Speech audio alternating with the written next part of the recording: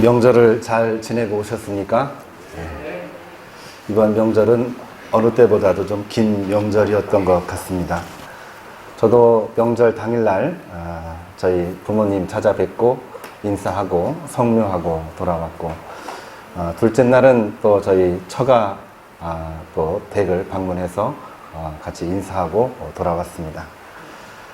다들 멀리 다녀오시느라고 피곤이 아직까지도 가시지 않은 채 오늘 뵙긴 뵀는데요. 그래도 명절이니까 우리가 찾아뵙고 인사하고 예배하는 것은 우리들에게 아주 중요한 일인 것 같습니다. 저는 이번 명절에 작심을 하고 한번 산에 한번 올라갔습니다. 수요일 날 명절 전날인데요. 우리 신학생들 두 사람 만나서 같이 이야기를 하고 그동안 못했던 등산을 좀 한번 해봐야 되겠다 하고서 산에 올라갔어요. 좀 길게 등산을 했습니다. 키로수를 재보니까 11km를 산길로 산행을 했더라고요. 시간은 한 3시간 반 정도. 힘들었지만은 참고 올라가고 땀도 줄줄 내면서 몸이 가벼워지는 것을 느꼈습니다. 근데 산에서 내려와가지고 이제 좀 쉬고 있는데 몸에서 조금 이제 이상 신호를 보내기 시작을 해요. 너무 세게 등산을 했구나 이런 느낌이 들었습니다. 운동하고 나면은 몸이 가벼워지잖아요. 그리고 기분이 좋아지고 그리고 샤워를 하고 나면은 정말 깨끗한 몸이 된 것 같은 느낌이 드는데 그렇게 장시간 안 하던 운동을 하다 보니까 몸에서 이상 신호가 오는 겁니다. 몸이 힘들기 시작을 하고 코가 막히기 시작을 하고 몸살 그 증상이 막 나기 시작을 하는 거예요. 그래서 이거 내가 잘 회복되고 있는지 아니면 지금 병 들어가고 있는지 제가 판단을 못했습니다. 그래 이 정도면은 몸살약 하나 먹고 자면은 낫겠지 하고서 몸살약을 먹고 잠을 잤어요. 잠을 잤는데 다음날 아침 일어나 보니까 몸이 가벼워진 거를 느꼈습니다. 이제 해결됐구나. 아무리 몸이 몸살나도 약 한 방이면은 다 낫겠지 하고서 다음날 또 지냈는데요. 또 시간이 지나면서 몸이 점점 이상해지기 시작을 하는 겁니다. 몸이 무겁고 머리도 아프고 갑자기 없었던 눈도 충혈되기 시작을 하고 몸의 이상 신호가 여기저기서 나오는 거예요. 그래가지고 얼른 또 병원에 가서 약 먹고 눈약 집어넣고 막 그랬어요. 그랬는데 먹고 또 차도가 있어서 괜찮겠거니 하고 나서 지났는데 또 시간 지나고 나니까 몸에 또 이상 신호가 오는 겁니다. 자, 이 몸이 지금 살아나고 있는 걸까요? 아니면 점점 죽어가고 있는 걸까요? 살아나려다가 자꾸 지금 죽어가고 있는 거죠. 그렇습니다. 우리 몸이 살아나고 있는 방향으로 갈 때가 있고 살아나지 못하고 점점 죽어가고 있는 방향으로 갈 때가 항상 있다는 겁니다. 근데 우리가 그 방향을 정확하게 알 수 있느냐? 사실은 알 수 없다는 거예요. 우리 몸이 생명회로 점점 살아나는 성도가 되기를 주님의 이름으로 축복합니다. 죽어가고 있다면 내가 살아날 길이 과연 무엇인가? 한번 마음속으로 생각을 해보고 살아날 길을 우리가 모색하는 게 굉장히 중요합니다. 좀 우스갯소리 얘기인데요. 안전사고가 나가지고 막 사람들이 다 길바닥에 다 누웠습니다. 119 구급대가 와가지고 이제 사건 처리를 해나가는데 워낙 많은 사람들이 막 누워있다 보니까 이 구급대원들이 정신이 없는 중에도 빨리 일을 처리해야 되겠다. 어떻게 됩니까? 죽은 사람은 할 수 없잖아요. 죽은 사람을 한쪽으로 탁 모아놓고 숨이 붙어있는 사람은 한쪽으로 몰아놓은 다음에 죽지 않도록 막 살려야 되는 거 아닙니까? 그냥 산자와 죽은 자를 분류해가지고 나눠놔가지고 죽은 자는 이제 포기하고 산 사람들을 살리기 위해서 모든 조치를 다 하고 있는데 그 소식을 들은 어느 한 그 가족이 와가지고 우리 남편 여기 있다고 들었는데 어디에 있습니까? 이름이 뭔데 말해 주십시오. 이름을 딱 보니까 그 혼란 중에도 파악된 이름이 죽은 자의 명단에 들어가 있는 겁니다. 죄송하지만 그 남편 되시는 분은 이미 사망했습니다. 저쪽으로 가보십시오. 저쪽으로 가가지고 시신을 이렇게 찾아보니까 남편이 있는 거예요. 남편이 있는 거예요. 근데 이상하게 그 남편이 죽은 줄 알았는데 지금 숨이 붙어가지고 간당간당 하고 있는 거였습니다. 그리고 그 사경에서 나를 좀 살려달라고 막 외치고 있는 거예요. 우리가 죽었다고 판단을 한다고 하더라도 사실은 죽은 게 아닌 것이 될 수도 있다는 그런 사실이지요. 나 아직 살아있어. 남편이 이야기하고 있는 겁니다. 이 부인이 당신 이미 죽었다고 해서 왔는데 어떻게 살아있냐고 얘기하니까 나 아직 죽지 않았어. 나 아직 살아있어. 우리가 그러한 삶에 살고 있는 거나 마찬가지입니다. 죽었는지 살았는지 우리도 모를 때가 많이 있고 남의 말에 우리 귀가 얇아가지고 죽었대 하고서 포기할 때가 많이 있다는 거죠. 그러나 실제로는 죽어있는 것처럼 보이지만은 살아있어서 지금도 살기 위해 몸부림치고 있는 그러한 일들이 우리 주변에는 많이 있는 거죠. 그렇기 때문에 우리는 이 삶으로의 그 변화냐 아니면 죽음으로의 변화냐 여기에 대해서 관심을 가질 필요가 있습니다. 오늘 9월 셋째 주일 남신도주의를 맞이해서 그리스도 안에서 새롭게 변화되는 남신도, 그리스도 안에서 점점 생명으로 변화되는 남신도, 그리스도 안에서 점점 죽어가는 남신도가 아니라 그리스도 안에서 새롭게 살아나는 남신도, 이러한 남신도가 되자라고 하는 것이 오늘 말씀에 나와 있는 중요한 내용입니다. 이 변화라고 하는 것을 우리가 어떻게 이야기를 하냐면은 새로운 환경에 적응하기 위해서 나도 자동적으로 아니면 능동적으로 변화를 시켜 나가는 겁니다. 사회가 변하니까 나도 점점 변해가는 거죠. 왜? 거기에 맞추지 않으면은 내가 마치 살아있는 느낌을 받지 못하기 때문에 그렇습니다. 남들이 멋있는 옷을 입으니까 나도 덩달아 멋있는 옷을 입고 싶은 마음이 있는 겁니다. 남들이 더 좋은 핸드폰을 가지고 있으니까 나도 거기보다 좀 이렇게 비슷한 핸드폰을 가지고 있어야 내가 마치 살아있는 느낌을 갖는 거죠. 우리는 이것을 일반적인 변화라고 이야기를 합니다. 뭔가 외부적으로 겉에서 변화가 일어나니까 그 겉모양에 따라서 내 마음도 내 속에 있는 모든 내용도 점점 변화되어 나가는 것을 우리는 일반적으로 변화라고도 하지요. 그런데 성경에 나와 있는 변화라고 하는 것은 뭐냐? 그리스도 안에서 새롭게 변화된다라고 하는 그거는 겉에서부터 일어나는 변화가 아니고 우리의 마음 중심에서부터 변화가 일어나는 것입니다. 내가 그리스도 안에서 새롭게 변화를 받아 내 마음으로부터 내 외부의 옷차림, 내 표정, 내 삶, 내 모든 외형적인 이 모습까지도 점점 변화되게 되는 거죠. 그렇기 때문에 우리가 변화라고 이야기를 할 때에는 많은 종류의 변화가 있는데 내부로부터 일어나는 그 변화를 성경에서 말하고 있는 이 그 중생의 변화라고 하는 단어를 우리가 쓸 수가 있는 것입니다. 17절에 새로운 피조물이라 새 것이 되었도다.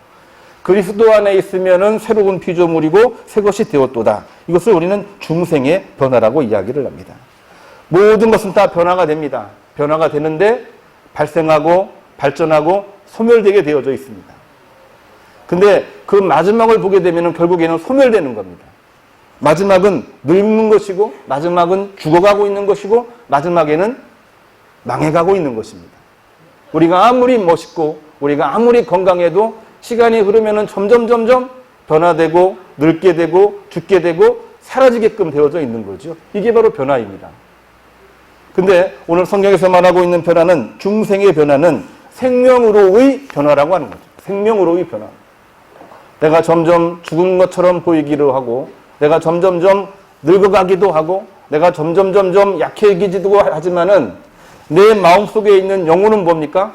점점 살아서 내 마음에 기쁨이 있고 천국에 대한 소망이 있고 내가 약하긴 하지만은 내 영과 내 모든 마음은 날로 새롭게 변화되는 것.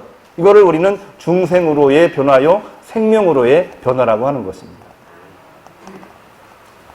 그리스도 안에서 새롭게 변화되는 남신도는 무엇을 말하고 있는 걸까요? 일반적인 변화를 이야기하는 게 아니고 그리스도 안에서 중생의 변화를 이야기하고 있는 것입니다. 오늘날 크리스찬으로서 신앙생활을 한다고 하는 것은 이 중생의 변화가 얼마나 중요한지 알 수가 없어요.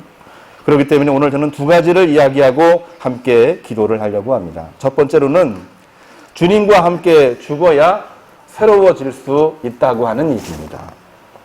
중생의 변화입니다. 죽음을 전제로 하는 변화이죠. 오늘 말씀 14절을 보게 되면은 한 사람이 모든 사람을 대신하여 죽었은즉 모든 사람들이 다 죽었느니라 그렇게 말하고 있습니다. 사도 바울이 이야기한 내용이에요. 내가 그리스도와 함께 죽었으므로 모든 사람들이 다 죽었느니라. 무슨 말입니까? 우리 모든 크리스찬들은 이미 한 번 죽고 다시 태어난 사람들이라고 하는 것을 말해주고 있는 것입니다. 내가 옛날에도 살아있고 지금도 살아있고 앞으로도 점점점 살아나고 하는 그런 것이 아니라 내가 지금 그리스도와 함께 죽었다는 얘기입니다. 죽었다는 것을 전제로 해서 내가 새롭게 태어났다고 하는 새로운 사실을 알고 있는 것이 사실은 오늘날 크리스찬을 말하고 있는 것이죠. 한 번 죽고 시작되는 그러한 이야기를 말하고 있는 것입니다. 갈라디아서 5장 24절을 보게 되면은 내가 그리스도와 함께 십자가에 못 박혔나니 I am crucified with Jesus. 내가 주님과 함께 십자가에 못 박혔나니 이제는 내가 산 것이 아니요 뭡니까? 내 안에 그리스도께서 사신 것이니라. 이게 바로 사도 바울의 고백입니다. 그가 주 안에서 새로워진다는 그 고백을 갈라디아 교회 교인들에게 보낸 첫 번째 편지에서 내가 이미 그리스도와 함께 죽었습니다. 그러므로 나는 죽었고 내 안에 그리스도께서 사신 것입니다. 이렇게 이야기를 하면서 선교도 했고 이렇게 이야기를 하면서 사람들과 교제도 했다라고 하는 얘기지요. 교회사 역사 중에서 성 어거스틴에 관한 이야기를 우리는 많이 들었습니다. 어머니 모니카의 기도가 아니었다면 그는 아마 일평생 한량으로 지냈을 거라고 이야기하고 지식의 교만에 빠져서 결국에는 파탄에 이를 수밖에 없었을 것이라고 이야기를 하는데 어머니 모니카의 기도가 눈물의 기도였고 자식을 위한 그러한 기도였고 하나님 앞에 온몸을 바쳐드리는 그 기도 앞에 이 성 어거스틴은 변화되고 회심하여 다시 한번 복음을 증거하고 하나님 말씀을 사모하고 말씀을 올바로 해석을 해 나가는데 중추적인 역할을 한 그러한 인물로 자리를 잡게 되거든요. 어머니의 장례를 치르고 이제 어거스틴은 모든 것이 변화가 되어서 옛날 고향의 집으로 돌아갔습니다. 고향으로 집으로 돌아갔더니 많은 친구들이 나와가지고 장례를 치르느라고 얼마나 고생이 많았느냐. 그 옛날 그렇게 명석한 두뇌를 가지고 왜 이렇게 초췌하게 왔느냐? 옛날에 봤던 어거스틴이 아니고 좀 이상하다. 자꾸 이렇게 이상하게 이야기를 합니다. 그때 성 어거스틴이 이런 이야기를 합니다. 내가 알고 있는 옛날의 내 모습은 이미 죽어버렸다. 나는 이제 죽었고 나는 이제 다시 태어난 크리스찬이다. 이렇게 이야기를 하면서 자기가 죽고 다시 태어났다는 이야기를 사람들 앞에 이야기를 하고 그 뒤부터는 복음을 위해서 성경을 해석을 하고 그리고 많은 크리스찬으로부터 성자라고 하는 이 칭호를 받는 그러한 신학자가 되었다는 이야기입니다. 이분이 얼마나 어려움 속에 있었냐면요. 이 사람이 가장 많이 빠졌던 그 잘못된 길을 걸어갔던 것 중에 하나가 만이교에 빠진 것이었습니다. 만이교. 만이교가 뭔지 조금 생소하게 보여질 수도 있는데요. 원래는 그 기원이 조로아스터교입니다. 페르시아에서 왔지요. 근데 이 페르시아나 이 중동 지역에 있는 종교들은 조금 이상하게 혼합 종교가 많습니다. 조로아스터교가 기본인데 거기에다가 어떤 교리가 들어갔냐면은 기독교하고 이 유대교의 교리가 그 안에 들어가 버렸어요. 그래서 그것이 만이교가 돼버렸습니다. 교리 내용을 보게 되면은 순수한 예수님 복음이 아니라 거기에 뭐 유대교 율법도 들어가 있고 함무라비 법전도 들어가 있고 거기에 기독교의 내용도 막 들어가 있어가지고 이거는 기독교인지 유대교인지 분간이 안 되는데 아무튼 자기들의 이익을 위해서 만들어진 교리다 보니까 이거는 좀 이상하게 보여지는 겁니다. 이상하게 보여지는 겁니다. 비슷한 형태가 통일교도 그래요. 모든 기독교, 불교, 유교, 뭐 학문 이걸 다 통틀어 가지고 원리 강론을 만들어냈는데 여러 교리들의 통합체입니다. 이슬람교도 마찬가지입니다. 이스마엘을 중심으로 기독교와 유대교를 이 통합을 시켜가지고 교리를 만들어냈어요. 그러니까 이게 기독교인지 유대교인지 분간이 안 됩니다. 분간이 안 됩니다. 어거스틴이 학문적으로 많이 공부를 하다 보니까 굉장히 높은 지식을 가지고 있었는데 학문에 빠지면 빠질수록 점점 이 만이교에 빠지는 거예요. 만이교에 빠지는 거예요. 그러니까 그가 가지고 있는 지식은 교만할 수밖에 없습니다. 그가 하고 있는 모든 말은 사람들을 다 압도하는 말들밖에 없는 겁니다. 그가 하고 있는 행동은 어느 누구보다도 가장 옳다고 생각을 했어요. 그러나 그가 어머니의 눈물의 기도와 어머니의 죽음 앞에서 내가 아무것도 아니런 거구나라는 것을 깨닫고 나서 그는 회심을 하기 시작을 합니다. 내가 지식에 교만했고 행동에 교만했고 내가 알고 있는 모든 것이 다인 줄 알았는데 내 앞에는 하나님이 계시고 하나님이 살아계시려면 내가 죽어야 되는구나 라는 이것을 고백을 하지 않고서는 내가 하나님의 백성이 될 수가 없고 하나님의 아들이 될 수가 없다는 그러한 고백 가운데에 만유계를 완전히 청산을 하고 당신이 알고 있는 어거스틴은 바로 지난주일 어머니 장례 때 다 죽었습니다. 나는 이제 그리스도 안에서 한 번 죽고 다시 태어난 크리스찬입니다. 이렇게 고백을 했던 것이 성 어거스틴이라고 하는 이야기시죠. 그렇습니다. 우리가 새롭게 태어나려면요, 우리 자신이 한 번은 꼭 죽어야 됩니다. 그리스도의 이름으로 죽어야 되고요. 내 거를 내놓아야 됩니다. 내 거를 내려놓지 아니하면은 우리는 절대로 새로 태어날 수가 없는 것이죠. 제가 이 화면에 죽어야 산다 이렇게 했는데 괄호를 하나 쳐놨어요. 괄호에 나는 죽어야 산다 그랬는데 이 괄호 안에 뭐가 들어가면 가장 좋을까요? 죽어야 사는 게 있습니다. 죽어야 사는 게요. 살아야 사는 게 아니고요. 꼭 죽어야만 살아나는 게 있어요. 뭔지 아세요? 우리 육체 가운데 있는데 우리 몸 가운데 있습니다. 생물학을 공부하신 분들은 더 쉽게 알 수 있는 부분인데 자, 뭘까요? 죽어야만 살아납니다. 죽어야만요. 뭐지요? 우리 몸에 있는 작은 단위의 세포입니다. 세포가 죽어야 다른 세포가 살아나게 돼 있는 거죠. 세포가 분열이 돼서 죽어야 다시 살아나게끔 되어져 있는 것입니다. 우리의 피도 마찬가지입니다. 피가 죽어야 우리의 이 삶을, 우리의 이 육신을, 우리의 이 모든 육신을 깨끗하게 만들어주는 거 아닙니까? 죽어야 살아나는 겁니다. 죽어야. 그리스도 안에서 새로워진다고 하는 것은 내가 그리스도의 이름으로 죽고 내가 그리스도의 이름으로 다시 태어난다고 하는 그 의미를 분명하게 전해주고 있는 하나님의 말씀이 되는 것입니다. 그리스도 안에서 새로워지는 남신도 한번 죽음으로 말미암아 다시 한번 새로워지는 주의 성도가 되고 하나님의 귀한 종들이 되기를 주님의 이름으로 축복합니다. 두 번째로는 주님을 위하여야 새로워질 수 있다는 이야기를 해보려고 합니다. 우리가 매일 죽어야지 하면서도 죽지 못할 때가 참 많이 있어요. 왜냐하면은 죽는 것이 두려우니까. 또 죽어도 매일 죽으라고 하니까 언제까지 죽어야 됩니까? 뭐 이런 이야기를 합니다. 매일 고되거든요. 매일매일 힘들거든요. 언제까지 참아야 됩니까? 우리 늘상 하는 이야기입니다. 근데 참 견디기가 어려운데요. 그러한 때에도 우리가 분명하게 새로워지는 방법이 있습니다. 그러한 때도 늘 주님의 이름으로 새로워져야 되는데 분명한 목적을 정해놓고 살아야 됩니다. 늘 죽는다 하면은요, 사실은 목적이 없어요. 응? 주님을 위해서 죽는다 이렇게 얘기를 했는데 죽는 것만이 아니죠. 당연히 죽음으로써 내가 그리스도의 이름으로 새로워지긴 하지만은 내가 죽은 다음에 목적을 분명하게 설정을 해야 됩니다. 누구를 위해서라는 얘기예요. 누구를 위해서.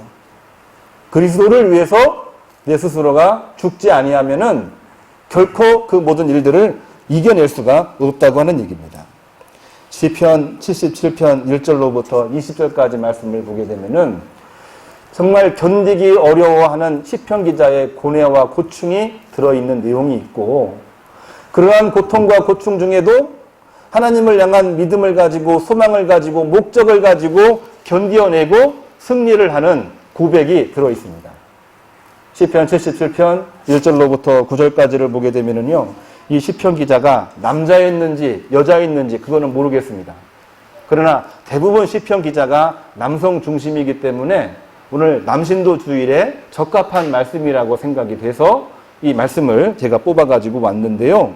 3절을 보게 되면은요, 얼마나 견디기 힘들었는지 내가 그 모든 사람들의 위로를 나는 거절했습니다. 하나님의 위로가 있다고 해도 나는 거절하고 싶습니다. 하나님 앞에 탄원하고 하나님 앞에 항변을 하는 내용이 3절에 들어있어요. 언제까지 죽어야 됩니까?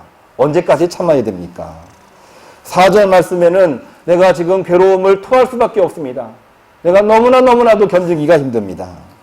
5절에서부터 9절까지 말씀은요, 내가 이제는 하나님이 정말 살아계신 것인지, 하나님의 은혜가 내게는 멈춰 있는 것인지, 내가 지금은 하나님을 의심할 수밖에 없습니다. 뭐 이런 고백을 하면서 견디기 힘들다는 얘기예요. 언제까지 죽으라는 얘기라는 거죠. 언제까지 죽으라는 얘기예요. 우리가 매일매일 죽는 삶을 산다고 하더라도 그 죽는 삶이 결코 쉬운 것은 아닙니다. 그거를 견디어내고 그거를 잘 해결해 가기 위해서는 뭐가 필요합니까? 목적이 필요한 겁니다. 목적이요. 어떤 목적인가요? 주님을 위해서 우리가 목적을 설정을 할 때에 그 모든 이 일들을 견뎌낼 수가 있는 거지요. 11절에서는 하나님의 약속을 내가 기억합니다. 목적을 분명하게 전해줍니다. 하나님이요, 하나님의 약속이요, 하나님의 비전입니다. 또한 12절을 보게 되면 그 목적과 비전을 내가 큰 소리로 하지 아니하고 작은 소리로 내가 읊조립니다. 힘든 중에도 어려운 중에도 혼란한 중에도 하나님 말씀을 내 입으로, 하나님 말씀을 내 생활로, 하나님 말씀을 내 귀로 매일 듣고 매일 암송하고 매일매일 그 말씀을 묵상하며 살 때에 내가 그 모든 것을 견딜 수가 있다는 얘기지요. 19절을 보게 되면은 길이 없습니다. 혼란 중에 있습니다. 우리가 갈 수 있는 길은 그 어디에도 없다고 생각이 됐는데 하나님께서는 이 모든 것을 새롭게 만드셨는데 길이 없는 중에도 길을 만드셨습니다. 어디에다가 길을 만드셨습니까? 바다 가운데에 길을 만드셨습니다. 이게 시편 기자의 고백이지요. 우리가 보기에는 길이 없는 것처럼 보이지만 하나님께서는 길이 없는 바다 가운데에 길을 만드셔서 우리를 구원해 내셨습니다. 목적이 뭡니까? 하나님 앞에 분명한 목적을 가지고 견디어냈다는 얘기죠. 우리가 새로워지고 거듭나려면요, 하나님이 우리의 목적이 되지 않고서는 절대로 새로워질 수가 없다고 하는 얘기입니다. 오늘 말씀 15절을 보게 되면은 다시 사신 이를 위하여 살게 하려 함이라. 목적입니다. 목적. 뭡니까? 다시 사신 이 예수 그리스도를 우리 삶의 목적으로 두고 살 때에 우리가 그 가운데에서 견디어내고 이길 수가 있고 승리할 수가 있다는 이야기를 하고 있는 것입니다. 종교개혁자였던 존 칼빈이라고 하는 사람이 자신의 결혼관에 대해서 아티클을 하나 썼는데 그 내용을 제가 한번 참고를 했습니다. 칼빈의 결혼 조건, 나침반 출판사에서 나와 있는데요. 이 사람이 결혼의 조건을 이야기를 했답니다. 아주 그냥 고귀한 어떤 조건을 이야기를 했어요. 우리도 결혼 전에 결혼의 조건을 나름대로 생각하지 않지 않습니까? 그렇죠? 우리 결혼하는 청년들도 나름대로의 결혼관이 있어요. 결혼을 어떻게 이야기를 했느냐? 정숙한 여인이 왔으면 좋겠습니다. 뭐 얼마나 감사한 일이에요. 편벽되지 않는 사람이었으면 좋겠습니다. 알뜰했으면 좋겠습니다. 그리고 인내력이 많았으면 좋겠습니다. 그리고 내가 몸이 좀 약한데 내 건강을 돌봐줄 수 있는 여인이었으면 좋겠습니다. 뭐 듣기만 해도 좋은 내용인데 제가 보기에는 조금 이기적인 것 같아요. 제가 보기에도 조금 이기적인 것 같아요. 칼빈도 그랬어요. 칼빈도 사람이니까, 인간이니까. 그런데 그가 막상 이제 결혼을 하려고 이제 준비 중에 있었는데 그가 이 박해 때문에 이 벨기에라고 하는 지역으로 와가지고 잠시 피신해 있었고, 이 벨기에에 있었던 이 교회가 여러 가지 어려움 중에 있을 때에 한 지인을 통해서 한 여인을 만나게 됩니다. 그게 바로 누구냐면은 벨기에 사람인데 두 자녀를 둔 제침례교도, 제세례파 교도였던 아델레드라고 하는 이 여인을 소개받고 만나게 돼요. 근데 이 여인이 누구냐면은 이 칼빈의 부인이 되고, 후에는 정말 내조자로서, 동역자로서 정말로 훌륭한 일들을 했던 그러한 내조자가 되는데요. 이때만 해도요, 이 여인은 부인으로서의 자격을 갖추고 있는 사람이 아니었습니다. 왜냐하면 칼빈은 총각이었는데요. 이 아들레타는 두 자녀를 둔, 그리고 사별을 한 그러한 여인이었어요. 그러니까 사람들이 와가지고 이야기를 합니다. 내가 말했던 결혼관과 전혀 안 맞는 사람이 여기에 있는데 너 그래도 결혼할 거냐? 너 그래가지고 내가 할 수 있는 목회를 할 수가 있겠느냐? 막 이런 얘기를 하면서 이야기를 하는 겁니다. 그때 이 칼빈이 그러한 이야기들을 다 무시하고 그 여인과 결혼을 해서 가정을 이루고, 그리고 목회를 해나가는데 그 어느 때보다도 더 열심히 목회를 해나갔던 뭐 그런 이야기가 이 칼빈의 결혼 이야기 속에 나오고 있는 주요 내용 중에 하나입니다. 이때 칼빈이 한 말이 하나가 있어요. 왜 그 여인과 결혼을 했을까? 왜 이 여인이 나의 동역자고 나의 내조자고 가장 아름다운, 세상에서 가장 사랑하는 여인이 될 수가 있었을까? 칼빈이 고백한 내용입니다. 뭔지 아세요? 칼빈의 이 교리에 나오는 가장 핵심적인 그 교리입니다. 모든 것이 정말 주님을 위해서 나는 이 여인을 선택을 했다, 이런 얘기입니다. 주님을 위해서, 주님을 위해서. 모든 주변의 상황들은 다 안 되는 것처럼 보이지만 내가 주님을 위해서 나는 이 여인을 나는 사랑할 수밖에 없었고, 나는 지금도 사랑하고 있다는 그러한 내용입니다. 목적입니다, 목적. 우리 삶 가운데에 목적을 주님으로서 설정해 놓지 아니하고는 우리는 절대로 새로워질 수가 없다는 얘기죠. 사실 불안정해 보이고 힘들어 보이고 조금 어려운 일이 있으면은 이렇게 저렇게 힘들어서 깨질 것 같은 그러한 가정이긴 했지만은 그 가정은 그 어느 가정보다도 든든했고, 그 가정은 어느 가정보다도 다른 가정을 위로할 수 있는 그러한 가정이 되었다라고 하는 것이죠. 그래서 칼빈의 이 그 교리 중에서 오직 하나님께만 영광이요, 오직 주님께만 영광이요, 그 교리에 살아있는 예증으로서 결혼 이야기가 등장을 하고 있는 것입니다. 우리가요, 매일매일 낮아지고 매일매일 낮춘다고 하더라도 그것이 우리의 시작이라고 한다면은 우리의 맨 마지막은 뭡니까? 오로지 하나님 영광을 위하여, 오로지 주님 영광을 위하여 고백하고 나갈 때에 우리가 새로워지는 겁니다. 우리가 새로워지는 겁니다. 우리 늘 새로워지고 있나요? 새로워져야 되는데 두 가지를 못합니다. 두 가지를 못해요. 나를 내려놓지를 못합니다. 새로워져야 되는데 두 번째 거, 하나님 영광을 위해서 우리가 살지를 못해요. 오늘날 우리 교회가 정말로 중요하게 생각을 하고 고백을 해야만 되고 외쳐야만 되는 이 신앙적인 이슈입니다. 나를 내려놓고 주님 영광을 드러낼 때에 그 가운데에서 하나님의 역사가 이루어지는 것입니다. 보라, 이전 것은 지나갔으니 새 것이 되었도다. 사도 바울이 고린도 교회에 이야기를 했던 중요한 내용 중에 하나가 과거의 것은 다 지나가 버렸습니다. 과거에 나는 죽어버렸습니다. 나는 이제 그리스도 안에서 새로운 피조물이 되었습니다. 나는 두 가지를 했습니다. 내려놓았습니다. 나는 하나님의 영광을 위해서 오늘도 내일도 살아가려고 합니다. 이것이 바로 사도 바울을 그 어려운 중에도 힘든 중에도 새롭게 하고 복음의 증거자로서 역할을 감당하게 하고 수많은 영혼들에게 위로를 주고 힘을 주는 하나님의 사도로 역할을 하게 만들었던 그러한 일이 이루어지게 되었던 것입니다. 주님 안에서 죽고 주님 위에서 살고 새 것이 되는 것, 이것이 바로 오늘날 남신도로서 가져야만 되는 중요한 주제입니다.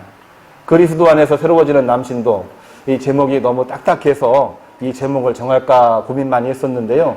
사실 이 제목은 2016년도 우리 남신도 전국연합회의 주제이기도 합니다. 그리스도 안에서 새로워지자는 얘기거든요. 그리스도 안에서 우리 자신을 내려놓는 일을 우리가 끊임없이 해야 됩니다.